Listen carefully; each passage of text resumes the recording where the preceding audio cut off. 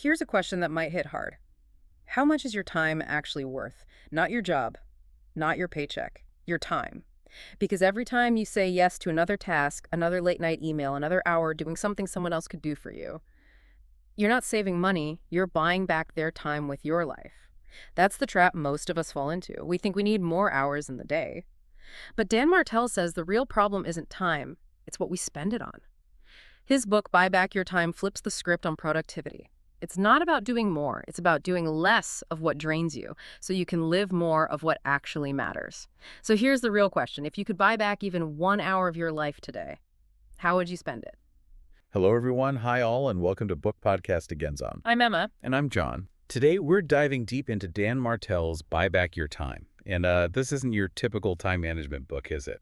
Not at all. It's really a fundamental shift in thinking. It's about reclaiming your life, essentially, by strategically buying back your time. Yeah, moving from just, managing the hours to actively getting them back. Recognizing that you, the leader, the founder, you're often the biggest bottleneck. That's the core idea. And our mission today is to really pull out the actionable stuff, the philosophy, but also the practical steps. The nuggets, you could say. The things that let entrepreneurs, knowledge workers, anyone really, escape that feeling of just constant hustle. Exactly. Building freedom, not just a bigger paycheck. It's about focusing on what Martell calls high-leverage activities. Okay, so to really get this, we have to start where Martell starts at the pain. Chapter 1, How I Buy Back My Life. He kicks off with this story about Stuart. Right, Stuart, the entrepreneur who looks successful on the outside, but inside, just completely hitting a wall. Yeah, like crippling anxiety, total burnout, overwork, and the business was actually stalling because of it, because he was the bottleneck. And that story is powerful because, honestly, it's so common, especially now. We see founders really struggling. Martell uses this to introduce what he calls the buyback principle. Which is basically trading money for time. Sort of, but it's more strategic than just hiring someone. It's about systematically offloading tasks that drain you. It's an investment, not an expense. You're investing in your own focus, your energy, your ability to think big picture. Okay, so it's not just about being busy. He talks about the pain line. What exactly is that? The pain line. It's that threshold, right? Where the stress, the overwhelm, it's not just uncomfortable anymore. It's actively blocking growth. Like you're so burnt out, you literally can't do the high-value work anymore. Precisely. Your effective hourly rate, the value you bring, it just tanks. Because you're too fried to strategize or innovate, the stuff only you can do. Martell argues hitting this line isn't failure, it's actually a call to action. A signal that something has to change. Exactly. And it's super relevant today. We see data, especially coming out of the U.S. tech scene and startup hubs, showing founder mental health is a huge issue, often tied to economic swings. Hitting the pain line means delegation stops being a nice-to-have. It becomes essential for survival. Absolutely. Think about early tech pioneers in Silicon Valley. The smart ones delegated admin tasks super early. They knew their time booking flights was costing them millions in potential deals or product vision. Right. It's about valuing your time correctly, trading like $25 an hour tasks to free yourself up for $1,000 an hour thinking. That valuation piece is key, which leads us right into Chapter 2 in the DIP matrix. Martell uses Oprah as an example here. Oprah, how so? Well, he talks about her journey from, kind of managing chaos early on to building this incredibly focused empire. And that clarity came from understanding where her energy and impact really were. And the DRIP matrix is the tool for that, for figuring out where your energy and impact lie. Exactly. It's a sorting mechanism for literally every task you do. DRIP stands for how tasks affect your vibe, your energy, enjoyment, and your wallet, the financial or business impact. Each task is either draining or boosting on those two axes. Okay, so 4 possibilities then. Let's break this down. Where do we want to be? You want to be in the high vibe, high wallet impact quadrant. That's what Martell calls your genius zone. Right. The stuff you love, you're great at, and it moves the needle significantly for the business, like setting vision, key client relationships, maybe core product design. Precisely. That's the stuff you absolutely keep doing. Then you've got the delegation candidates. First is low vibe, high wallet impact. Okay, so stuff that needs doing, it's important, but you hate it. Bingo. Think complex financial reporting, navigating annoying regulations, maybe documenting really tedious processes. These are prime candidates for delegation because they drain you but are essential. You pay someone else to do them. Makes sense. What's the next delegation zone? That's the low vibe, low wallet impact quadrant. This is the stuff you just need to get off your plate, like yesterday. The pure time sucks. Sorting endless emails, managing office supplies, fixing minor tech stuff that drives you crazy. Exactly. Martell is ruthless about this category. Eliminate, automate, delegate immediately. It offers zero return and kills your energy. Okay, so one quadrant left. High vibe, low wallet. Yeah, the fun, but maybe not that useful stuff. Martell calls them passion projects sometimes, maybe long coffee chats that feel good but don't lead anywhere, or obsessing over tiny design details that don't impact the bottom line. So enjoy them sparingly, but don't let them eat your prime time. Right. The goal is to shift as much energy as possible to that genius zone. But this requires a pretty big emotional shift. How so? Letting go. Yeah. Especially for founders. There's this huge resistance to giving up control, even over tasks they despise. It feels like losing oversight, or maybe nobody can do it right. Martell says you have to embrace specialization. Find someone who actually enjoys those low-vibe tasks. That's a big hurdle. It is. And in today's world, with remote work blurring lines, the DRIP matrix is like a GPS. It helps you draw those boundaries and avoid the burnout that we're seeing everywhere in post-pandemic business stats. It forces clarity on what really matters versus what just feels busy. But even with the matrix, you can still sabotage yourself, right? That's chapter 3, the 5-time assassins. Oh yeah, these are the internal villains, the habits baked into us that undermine all the best strategies. Like what? Give us some examples. So there's hesitation, just failing to act quickly. But a really insidious one he highlights is chaos addiction. Chaos addiction, what's that? It's this, like, a subconscious pull towards drama and firefighting. Constantly solving urgent, but maybe not important problems makes the leader feel indispensable, heroic even. Oh, wow. I can picture that. Someone who almost needs the crisis because calm feels unproductive. Exactly. But it keeps the business stuck in reactive mode. Martell uses Richard Branson as a counterexample, someone who built an empire by staying focused on the big picture and delegating the daily noise. So how do you break that addiction? Part of it is recognizing when resilience, which is usually a good trait for entrepreneurs, actually becomes a curse. How can resilience be a curse? Martell points out that founders who've overcome huge obstacles, maybe tough upbringings or early failures, sometimes wear that struggle like a badge of honor. They almost expect things to be hard. So they resist delegation because it feels too easy. Like they haven't earned it if they didn't suffer for it. You got it. It's self-sabotage disguised as grit. And that's a really critical insight, especially now. We keep seeing surveys showing founder stress levels through the roof in this volatile market, say, in the U.S. right now. Yeah. These internal assassins, the chaos addiction, the hesitation, maybe self-medicating with overwork, they perfectly mirror the pressures leaders are facing. If you don't tackle the internal stuff, the best systems in the world won't help. Wow. Okay, that's a heavy but necessary foundation. We've got the pain, the tool for sorting tasks, and the internal enemies. Right. So before we dive into the practical strategies, the actual trades you make to get time back. Yeah, good point. If you're finding this valuable, please do take a second to like, subscribe, and share. It helps us keep bringing these deep dives to you. We'll jump right into the next section. All right, we're back. Section 2 moves us from the internal landscape to the external strategy. Chapter 4 is called The Only 3 Trades That Matter. And Martell frames entrepreneurship itself as a series of trades, right? Like levels you move through. Exactly. It's an evolution. Trade 1 is the default for most people. Yeah. Trading your time directly for money, like an employee. Okay, standard job. Trade 2 is the core of the buyback principle. You start trading your money for time. You pay someone less than your time is worth to handle lower value tasks, freeing you up. That's the crucial shift. And trade 3. That's the end game. Leveraging systems, processes, and teams so the business runs and grows, largely without your constant direct input. Building a sustainable empire, not just a job for yourself. Okay, so how do you actually make that critical trade 2? How do you justify spending the money? That's where the time and energy audit comes in. This is non-negotiable according to Martell. It's not passive navel-gazing, it's rigorous. You track everything. Everything for at least 2 weeks. Every single task. Then you classify each one using that DIP matrix we talked about. And then you calculate your true effective hourly rate. Let's get specific on that calculation. How does a founder figure that out? Is it just salary divided by hours? It's a bit more involved for a business owner. You typically take your total business revenue, subtract all the essential operating costs and expenses, not including your own salary initially. That gives you a kind of owner profit number.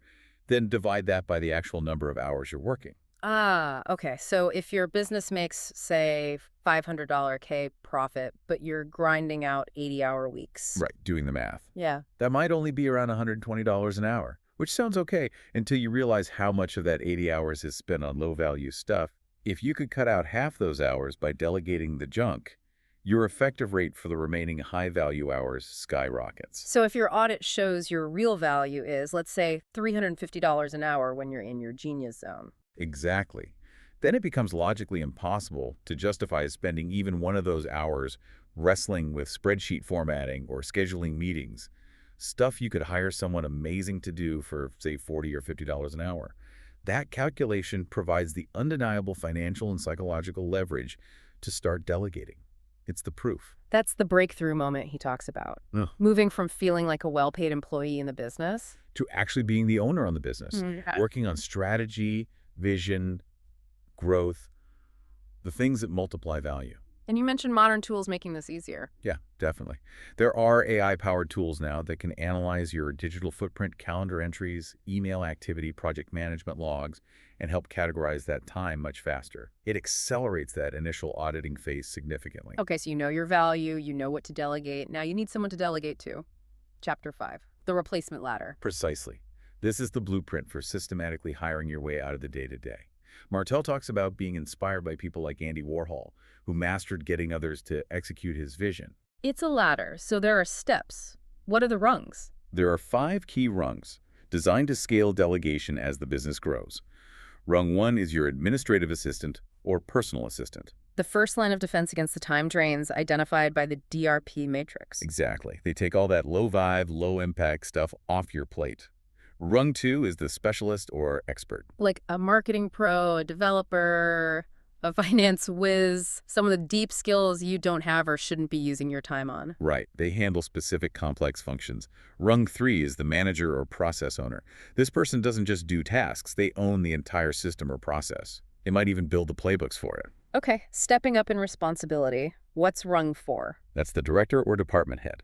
Now you're talking strategic leadership for entire functions, managing multiple teams, reporting key metrics up to you. Getting closer to real freedom. And the top rung, rung 5. That's the integrator or chief operating officer, COO. This is the ultimate buyback hire. Someone who can run the whole day-to-day operation, translating your vision into execution across the board. Wow. Okay, that's a clear progression. But how do you hand stuff off effectively, especially as you climb that ladder, without just creating more work for yourself through micromanagement? He has a rule for that, right? Yes, the 10-80-10 rule. This is crucial for making delegation actually work and preventing you from jumping back in constantly. 10-80-10. Break it down. Super simple concept, but needs discipline. The person delegating spends the first 10% of the effort clearly defining the desired outcome, not the process, the outcome. What does done look like? Provide necessary context, resources. Okay, clear goal setting. Yep. Then the 80%. That 80% is the execution phase, and it belongs entirely to the person you delegated to. They do the work, they figure out the how, they solve problems that come up using the resources and playbooks available. But what if they get stuck? Isn't the temptation huge for the leader to just fix it for them? Huge temptation. But Martell stresses that this 80% zone is sacred. The team member owns it. They should only escalate issues that are true roadblocks or require a fundamental change in scope or strategy. Otherwise, they figure it out. Got it. Protect the 80%. And the final 10%. That's back to the delegator. You spend that last 10% reviewing the completed work against the initial outcome definition, providing feedback, and giving the final sign-off. That structure is really smart. It forces clarity up front, empowers ownership during execution, and ensures quality control at the end without the leader being involved in every little step. Exactly. It shifts the leader from doer to director. And the emotional impact is huge, moving from feeling stressed and indispensable to feeling empowered by seeing your team grow and scale the business. For anyone feeling isolated, maybe running a small business or a rote team, this ladder gives a tangible path forward. Okay, ladder climbed, delegation process clear. Chapter 6 gets intriguing. Clone yourself. What's that about? Not literally, I assume. No, not literally. It's about finding and empowering a truly high-leverage administrative assistant, AA. Someone who acts as more than just a task doer, but is your intellectual filter, your gatekeeper. Like Branson's assistant, protecting his time fiercely. Precisely that model. This AA's primary job isn't just scheduling. It's protecting your focus so you can stay in your $500 or $1,000 an hour genius zone. They essentially replicate your organizational discipline, your ability to prioritize, your systems thinking. They become your operational clone in that sense. But isn't that where the fear comes in again? Cost, losing control, maybe they don't know what's really important. Absolutely, those are the big fears. But Martell argues if you've done the time and energy audit, the cost is instantly justified by the high-value time you reclaim. The key is clarity on what to delegate it. AA handles the operational noise. You handle the strategic signal. Building that gate around your focus. Yes. And the payoff is what he calls baggage-free execution. Imagine the relief. No more drowning in scheduling complexities, fielding low-level questions, managing travel logistics. You get smooth, focused operations. In today's world of constant digital pings and hybrid work chaos, having an effective gatekeeper isn't a luxury. Martell would say it's a strategic necessity for survival and sanity. Okay, the value prop is clear. We've covered the financial justification and the structure for hiring people to buy back time. Right. So coming up next, we'll get into the systems, the playbooks that make all this delegation repeatable and scalable, not just dependent on one superstar hire. Sounds crucial. Definitely stick around for that. And if you haven't yet, please hit like, subscribe, and share. We'll be right back. Welcome back. We're now into Section 3, Systems and Flow. This is where the magic of scalability really happens. Chapter 7 is all about building playbooks. And Martell sees this as the absolute secret sauce, right? He uses McDonald's as the prime example. He does. It's a perfect analogy. A global giant built entirely on meticulously documented, repeatable systems. If they can standardize a Big Mac worldwide, you can standardize your core business processes. It takes the art out of operations and makes it a science. So how do you actually build these playbooks effectively? He has a framework for that, too. Yep, the 4 C's. Clarity, capture, control, and consistency. Okay, break those down. Clarity. Clarity means the process has to be defined so simply and explicitly. Like a 5th grader could understand the steps. No ambiguity. Got it. Capture. Capture means documenting it thoroughly. Martell is big on using video screen recordings, showing the steps alongside written checklists or guides. Make it easy to follow. Okay. Control. Control means ensuring everyone uses the current approved version of the playbook. No rogue processes or outdated methods floating around. Version control is key. Right. Keeps things standardized. And consistency. Consistency is the outcome. The playbook ensures the process yields the same high-quality result every single time, no matter who on the team is executing it. Reliability. Where do you even start with documenting? It sounds like a massive undertaking. Martell advises starting with the biggest pain points first. Go back to your DRP matrix. What are those low-vibe, high-impact, repetitive tasks that are currently causing errors or sucking up the founder's time? Document those first. Tackle the biggest problems to get the biggest initial relief. Exactly. And the emotional payoff he describes is profound. Moving from constant, stressful firefighting, fixing the same preventable mistakes over and over, to the calm predictability of a documented system. That's a huge part of the founder journey he maps out. And this whole playbook idea feels even more relevant now with technology. Oh, absolutely. Playbooks in 2025 aren't just static Word docs anymore.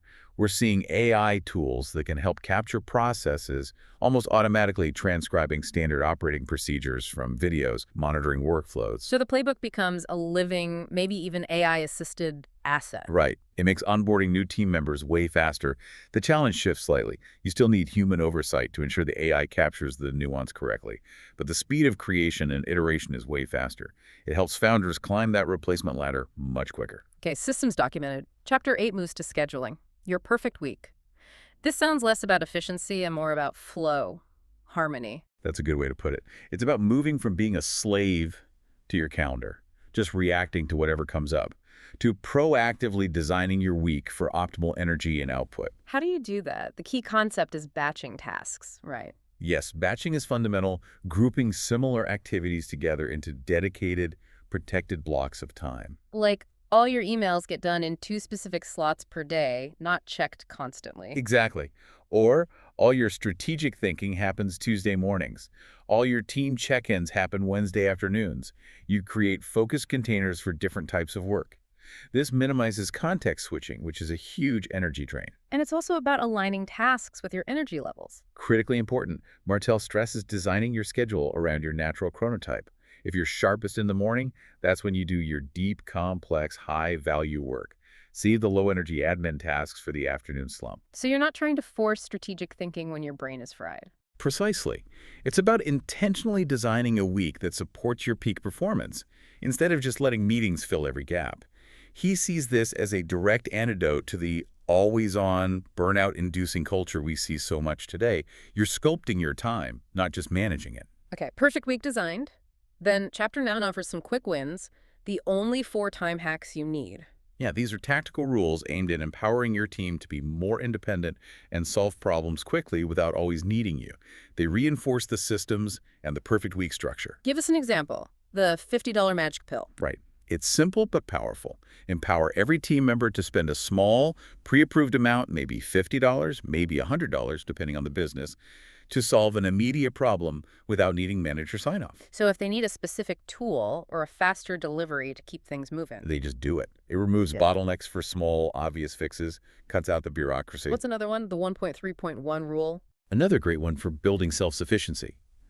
If a team member encounters a problem and needs to bring it to their manager, they must come prepared with 1 clear definition of the problem, 3 potential viable solutions they've researched, and 1 specific recommendation for the path forward, with their reasoning. So they can't just dump the problem on the manager's lap. They have to do the thinking first. Exactly. Yeah. It shifts them from just identifying issues to actively proposing solutions. It forces critical thinking and ownership, reinforcing that 80% execution zone we talked about. The manager becomes a coach and approver of well-thought-out plans, not the chief problem solver for everything. Precisely. The leader enables, they don't just do. And these kinds of clear, decentralized rules are incredibly relevant for businesses today, especially those running lean, agile, or remote teams.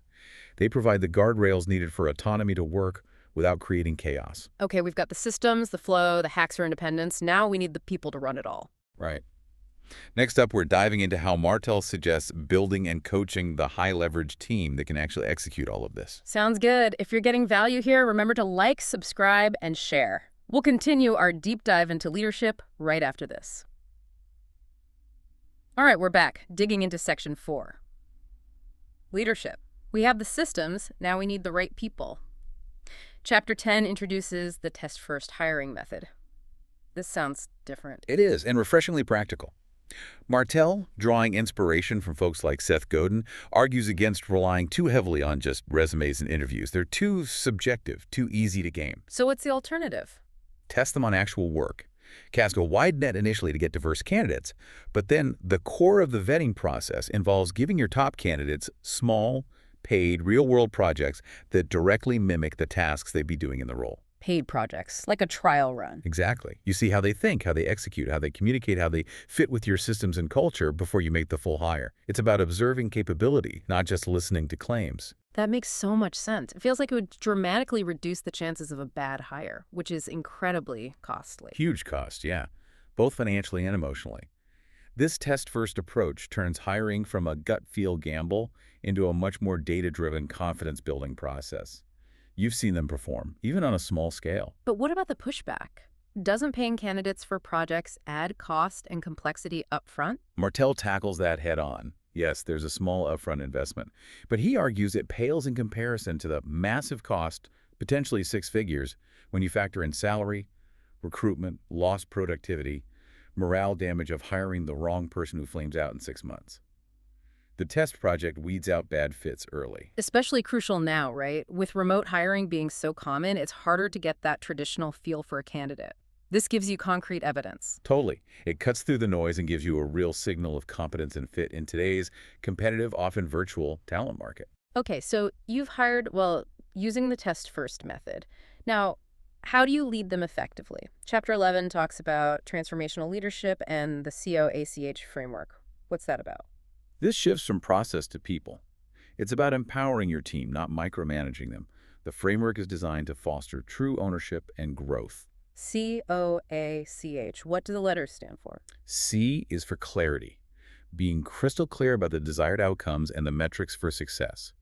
O is for ownership, ensuring the team member genuinely owns the process and has the resources they need. Okay, clarity and ownership. What about A and CH? A is for accountability, holding them accountable to the agreed-upon metrics in a supportive way. And CH is for coach. Mentoring them, helping them overcome obstacles, guiding their development, not just telling them what to do. So the focus is entirely on the what, the outcome, not the how, the method. Exactly. Define the destination, provide the map and compass, but trust them to navigate the terrain. This directly fights against that tendency Martell calls carrying others' monkeys, where managers end up solving all their team's problems for them. Right, the team keeps handing problems up the chain. The COACH framework aims to break that cycle. It elevates the team's capability, teaching them to solve their own problems, anticipate challenges, and truly lead within their roles. It aligns perfectly with modern leadership ideas about empathy, autonomy, and delegation, things employees really value post-Great Resignation. Building leaders at every level, not just relying on the founder. Makes sense. Okay, last chapter in this section, chapter 12. It's about the F word. Yes. The F word Martell says will save your business is feedback. Okay, feedback. Crucial, but often awkward or ineffective. Does he offer a way to do it better? He does. He introduces the clear framework for giving feedback that is constructive and actually builds trust rather than damaging it. Clear. Another acronym. Let's hear it. It stands for feedback that is constructive, loving, meaning delivered with positive intent. Yeah. Empathetic, actionable, and real, meaning specific and based on observable behavior, not judgment. Okay, clear feedback. And the goal isn't just performance improvement, it's retention. That's a huge part of it. Martell argues that a primary driver of unnecessary employee turnover isn't money. It's feeling unheard, disconnected, or unclear about expectations. Proactive, constructive feedback addresses those issues head-on. So fostering a culture where honest, clear feedback is normal actually strengthens the team. Absolutely. It requires vulnerability from the leader, but that vulnerability builds trust. Minor issues get addressed and become learning moments instead of festering into big problems or reasons for someone to quit. And again, super important in remote or hybrid teams where those casual correction opportunities are missing.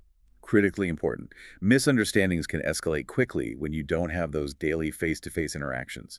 A structured, positive feedback system like CLEAR is essential for maintaining alignment, connection, and preventing small gaps from becoming major issues. Okay, solid leadership principles built on good hiring and effective coaching through feedback. We've got the systems and the team. So now we move into the final section.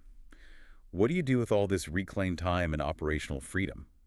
It's about the bigger picture, vision, legacy, and balance. The buyback life itself. Sounds good. One last reminder, please like, subscribe, and share if you're enjoying this deep dive. We'll be right back with the final section. And we're back for the final stretch, Section 5, the buyback life. We've built the machine, bought back the time, now what? Chapter 13 is Dream Big, Achieve Bigger. This is about 10x thinking. Not just incremental improvement, but massive leaks. Exactly. Martell pushes hard against settling for just 10% or 20% growth. Once you have the freedom, use it to think exponentially bigger. He points to huge success stories, like Lane Merrifield with Club Penguin, as examples of what happens when you shoot for 10x goals. It changes the whole game. How do you apply that practically? Is it just about bigger revenue targets? It's bigger vision across the board. And crucially, he talks about aligning your business vision with your personal vision using phased planning. If your 10x dream includes, say, taking 3 months off every year to travel. That needs to be built into the business plan and systems from the start, not just tacked on later. Precisely. The business must serve the life you want, not the other way around. The core idea is breaking through self-imposed limits. Founders often cap their own potential based on past struggles or comfort zones. 10x thinking forces you past that. And he argues that audacious goals actually build resilience. Yeah, especially in uncertain times like now, a big, compelling vision becomes the fuel that keeps the team unified and motivated, even when things get tough. It's a powerful, non-financial incentive. Okay, dream big. But Chapter 14 brings it back to planning. The preloaded year and the big rocks analogy. This is a classic, right? It is, but Martell applies it specifically to the buyback life. It's a framework for annual planning that ensures your priorities actually get prioritized. Explain the analogy for those who haven't heard it. Big rocks first. Imagine your year is an empty jar. The big rocks are your absolute non-negotiables. The most important things personally and professionally. Think family vacations, key health appointments, major strategic planning retreats, critical product launches. The stuff that has to happen for the year to be a success. Right. You put those big rocks into the jar first, schedule them immovably on the calendar. Then you fill in the space around them with the pebbles, The important but less critical tasks, regular meetings, project work. And finally, the sand. The sand is the small stuff, the daily emails, the minor tasks. If you put the sand and pebbles in first, you'll never fit the big rocks. But if you preload the big rocks, the smaller stuff naturally fits around them. It forces you to protect what truly matters. Exactly. It ensures you achieve your ambitions while maintaining real balance. Not just separating work and life, but integrating them so the business supports your personal fulfillment. And this lines up perfectly with the trend towards planning tools that integrate wellness and personal goals alongside business objectives. Okay, so big vision, planned execution. Chapters 15 and 16 seem to wrap it all up. Chapter 15 defines the buyback life. What's the core philosophy? It's a rejection of the old model of grinding for 40 years, just to retire. The buyback life isn't about waiting for some future freedom. It's about creating continuous freedom, fueled by passion and purpose, starting now. So success isn't just wealth accumulation, it's alignment, focus, doing work you love. All of the above. The point of buying back time isn't just to be idle. It's to reinvest that time into higher leverage activities, deeper relationships, bigger contributions, whatever defines fulfillment for you. And chapter 16 broadens that focus even more with the 7 pillars of life. It's not just about the business anymore. Not at all. Once the business is running smoothly, Martell argues you need to consciously invest your reclaimed time across all the areas that make up a rich life. These pillars often include things like health, relationships, family, friends, mission or purpose, finances beyond just business, spirituality, contribution, and personal growth. So you don't just optimize the business, you optimize your whole life using the time you've bought back. Exactly. And the practical application he suggests is actually scoring your fulfillment in each of these pillars regularly, maybe weekly. Like a personal dashboard, tracking your well-being across the board. Precisely. It keeps you honest and prevents you from just pouring all that freed up time back into work, neglecting the other areas that ultimately sustain you. It's a proactive way to ensure the buyback life actually leads to holistic well-being and legacy, not just a more efficient work machine. Right. It directly tackles those founder wellness issues we discussed earlier. Hashtag tag outro. Wow. Okay, that was a really comprehensive journey through Dan Martell's Buy Back Your Time. It feels like the key takeaways are pretty clear. You absolutely have to do that time and energy audit. Know your worth. Definitely. And then use the DRP matrix. Be honest about what drains you versus what fires you up and drives results. Protect that genius zone ruthlessly. And then systematically build your replacement ladder. Staff yourself out of the tasks that aren't your highest and best use. It's the path to scalability and freedom. Absolutely. The core message, really, is that investing money to buy back your time is probably the highest ROI activity any leader or entrepreneur can engage in. You're literally converting dollars back into life. Quality of life, focus, impact. It's not just about a profitable business, it's about designing a life you actually want to live. Exactly. So we've seen the tools, the systems, the leadership needed, all designed to reclaim those precious hours. Which leaves us with that final lingering question Martell poses, and it's a personal one for everyone listening. Yeah. If you actually did this, if you implemented the buyback principle and suddenly had, say, an extra 10 hours next week, are you truly prepared? Would you invest that time in your biggest 10x dream? Or would the void just get filled up again with new, low-leverage, busy work? That's the real challenge, isn't it? Designing your buyback life strategy. Something definitely to think about. Thank you so much for joining us on this deep dive. Thanks, everyone. We'll catch you on the next one.